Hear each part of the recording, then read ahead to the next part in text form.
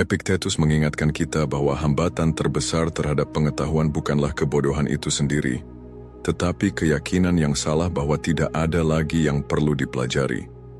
Jika Anda pernah bertanya-tanya mengapa sebagian orang tampak terjebak, mengulangi kesalahan yang sama, dan menolak perubahan, video ini untuk Anda. Sebelum Anda menganggap daftar ini hanya kritik belaka, izinkan saya menjelaskan mengapa hal ini penting.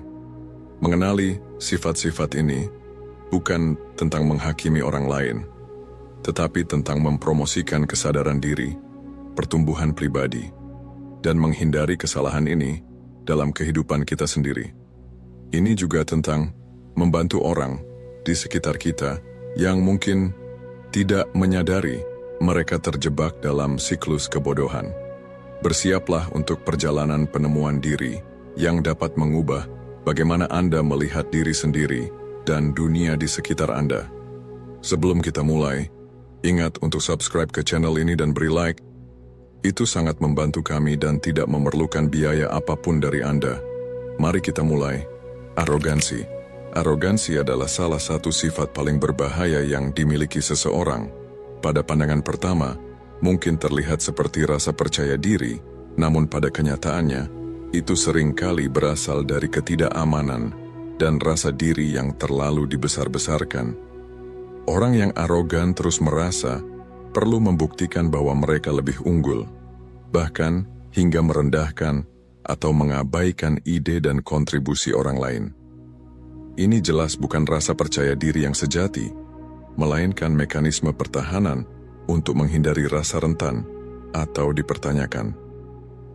Meskipun tampak percaya diri, arogansi mereka bertindak sebagai perisai yang menghalangi peluang untuk belajar yang sesungguhnya.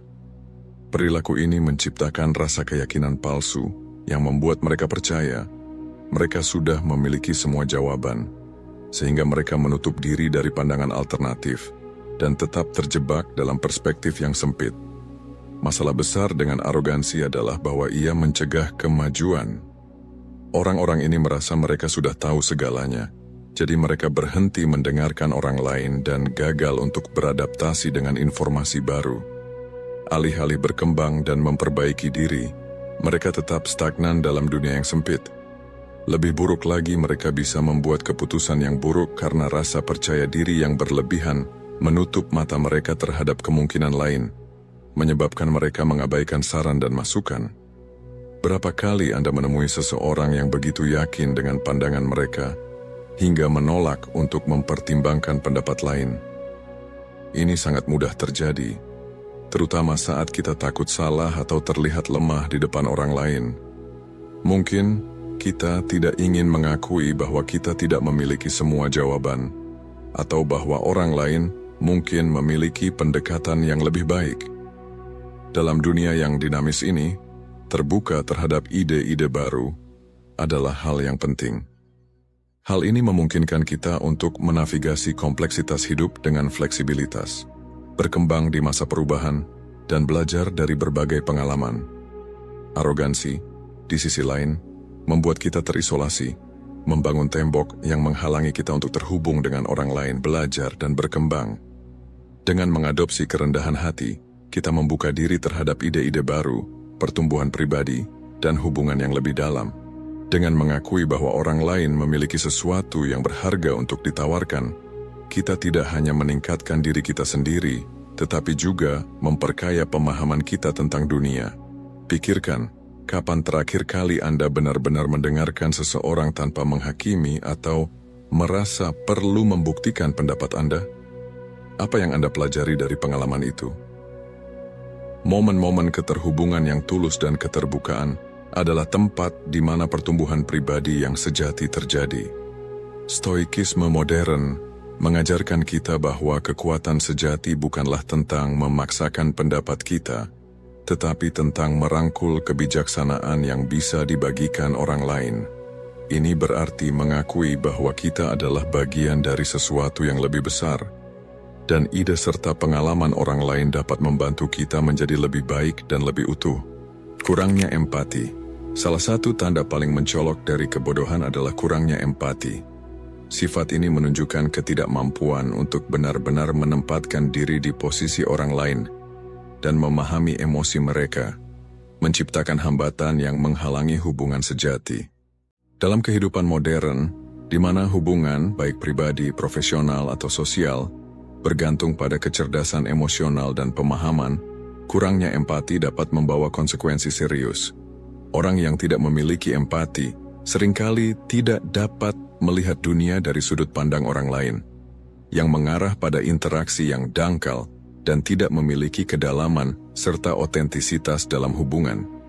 Empati adalah jembatan yang menghubungkan kita satu sama lain. Tanpa itu, kita kesulitan untuk berkomunikasi secara efektif, memberikan dukungan di saat sulit, atau merespon dengan tepat terhadap isyarat emosional orang lain. Empati bukan hanya sekadar merasa kasihan atau iba, melainkan tentang memahami rasa sakit, kebahagiaan, dan perjuangan orang lain dari sudut pandang mereka sendiri. Seseorang yang kekurangan empati bisa tanpa sengaja menyakiti orang lain karena mereka gagal menyadari beban emosional dari apa yang mereka katakan atau lakukan. Seperti yang dikatakan oleh Marcus Aurelius, kebahagiaan hidup Anda bergantung pada kualitas pikiran Anda, menekankan pentingnya pemahaman emosional dalam membentuk hubungan dan kesejahteraan kita secara keseluruhan. Empati adalah dasar untuk membangun ikatan yang kuat dan sehat karena memungkinkan kita untuk mengenali kebutuhan orang lain, mengakui perasaan mereka, dan bertindak dengan kebaikan. Di tempat kerja, ini dapat mengarah pada kolaborasi yang lebih efektif, interaksi yang lebih lancar, dan lingkungan yang lebih positif.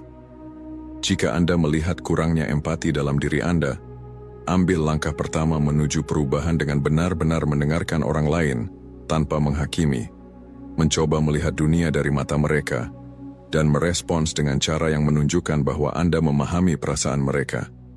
Tindakan sederhana untuk menempatkan diri Anda di posisi orang lain dapat membawa perubahan mendalam dalam cara Anda berhubungan dengan orang lain. Pikiran tertutup. Pikiran tertutup beroperasi seperti benteng kebodohan yang dibangun bata demi bata sepanjang waktu. Setiap lapisan ditambahkan oleh ketakutan, kesombongan, dan penolakan untuk menerima perubahan. Ini adalah hambatan mental yang menghalangi kemajuan, seringkali menyebabkan orang yang memilikinya menolak ide baru, pandangan yang berbeda, atau cara berpikir lain. Orang-orang ini tetap terperangkap oleh batasan sempit dari apa yang sudah mereka ketahui dan alami, membutakan diri mereka terhadap peluang besar untuk pertumbuhan dan pengembangan diri yang terletak di luar pandangan dunia terbatas mereka. Penolakan terhadap perubahan, meskipun tampak melindungi, seringkali didorong oleh rasa takut yang mendalam akan kesalahan atau kehilangan kendali terhadap lingkungan mereka. Pada kenyataannya, ketakutan ini justru membuat mereka terjebak di tempat, membangun tembok di sekitar diri mereka sendiri yang menciptakan rasa aman palsu, sementara pada saat yang sama menghalangi mereka untuk berkembang atau memperluas pemahaman mereka. Pikiran tertutup mungkin tampak percaya diri di permukaan, namun di dalamnya sangat rapuh, hanya ada untuk melindungi mereka dari ketidakpastian dan yang tidak diketahui. Stoikisme, dengan fokus pada adaptasi dan ketahanan, mengajarkan kita bahwa kebijaksanaan sejati bukanlah tentang selalu benar, tetapi tentang belajar dari kesalahan, beradaptasi dengan tantangan, dan berkembang. Seperti yang dikatakan Epictetus, kita memiliki 2 telinga dan 1 mulut, agar kita bisa mendengarkan 2 kali lebih banyak daripada berbicara. Ini mengingatkan kita bahwa kebijaksanaan tidak terletak pada bertahan pada ide kita sendiri, tetapi dalam mendengarkan dan memahami dunia di sekitar kita. Jika Anda melihat tanda-tanda pikiran tertutup dalam diri Anda, saatnya untuk mempertimbangkan pendekatan Anda, melepaskan kebutuhan untuk selalu benar, dan menumbuhkan rasa ingin tahu. Dengan membuka hati terhadap hal yang tidak diketahui, Anda tidak hanya memperdalam pemahaman Anda, tetapi juga mendorong pertumbuhan dan kemajuan di sekitar Anda. Selalu menyalahkan orang lain. Salah satu rintangan terbesar bagi pertumbuhan pribadi adalah kebiasaan untuk selalu menyalahkan orang lain atas tantangan yang kita hadapi dalam hidup. Kita semua pernah bertemu dengan orang-orang yang ketika dihadapkan pada kegagalan atau kesalahan, segera menyalahkan faktor eksternal atau orang lain, bukannya mengakui bagian mereka dalam situasi tersebut. Perilaku ini berfungsi sebagai mekanisme pertahanan, karena lebih mudah untuk menunjuk jari daripada menjalani proses refleksi diri yang tidak nyaman, namun diperlukan untuk pengembangan pribadi. Menyalahkan orang lain mungkin tampak seperti pelarian sementara dari masalah, namun sebenarnya itu tidak menyelesaikan apapun. Sebenarnya, ini hanya membuat kita terhalang dari mengatasi penyebab utama masalah dan membuat kita terjebak dalam siklus yang sama. Anda mungkin telah menyaksikan bagaimana kecenderungan untuk menyalahkan orang lain ini memengaruhi hubungan, membangun tembok ketidakpercayaan dan kebencian. Ketika orang melihat bahwa Anda selalu menyalahkan orang lain atas kegagalan Anda, mereka mulai meragukan keandalan dan kedewasaan Anda. Sekarang, mari kita bandingkan perilaku ini dengan orang-orang bijaksana yang menerima tanggung jawab atas hidup mereka. Mereka memahami bahwa mengakui kesalahan tidak berarti menikmati kritik atau merasa buruk tentang diri sendiri, melainkan menyadari bahwa menerima tanggung jawab adalah langkah pertama menuju pertumbuhan pribadi yang sangat penting untuk kedewasaan emosional dan pengembangan diri.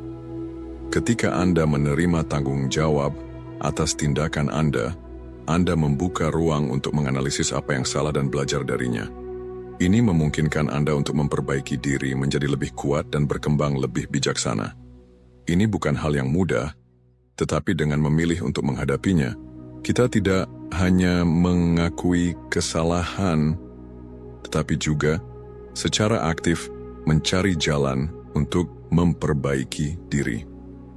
Pikirkan tentang cerita seorang manajer bernama Mark yang bekerja di sebuah startup teknologi. Suatu hari proyek yang dia pimpin gagal total. Timnya frustasi dan tekanan semakin meningkat. Mark bisa saja menyalahkan tim pemasaran atas eksekusi yang buruk, klien karena ekspektasi yang tidak realistis, atau masalah komunikasi antar departemen. Namun dia memilih untuk mundur sejenak dan bertanya pada dirinya sendiri, apa yang bisa saya lakukan dengan lebih baik? Dia menerima tanggung jawab atas bagian kegagalannya, meskipun itu tidak mudah untuk diakui dan keputusan tersebut mengubah segalanya. Timnya lebih menghargainya karena kejujurannya dan kerentanannya.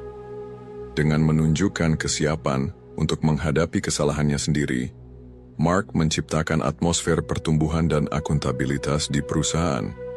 Dengan tidak menyalahkan orang lain, ia memperoleh kepercayaan dan kredibilitas, dan rekan-rekannya mengikuti teladannya.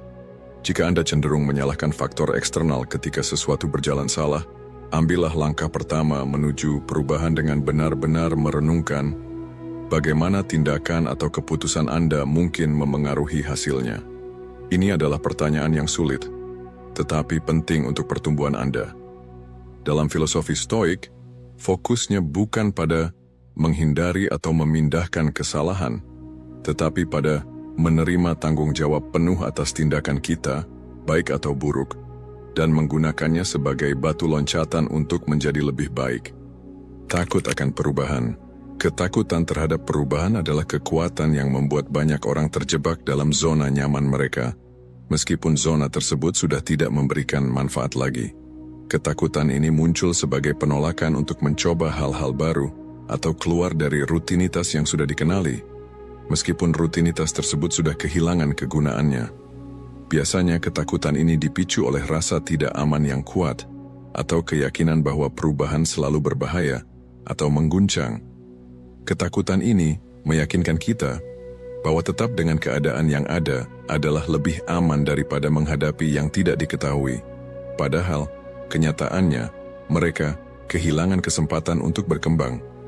Namun kenyataannya, hidup selalu bergerak, dan menahan diri terhadap perubahan adalah seperti berenang melawan arus yang kuat. Seiring waktu, menahan perubahan akan membawa stagnasi, di mana tidak ada kemajuan atau perkembangan. Seperti yang dikatakan filsuf Yunani Heraklitus, satu-satunya hal yang konstan dalam hidup adalah perubahan. Perubahan adalah tak terelakkan, dan semakin cepat kita menerimanya, semakin cepat kita bisa beradaptasi dan berkembang.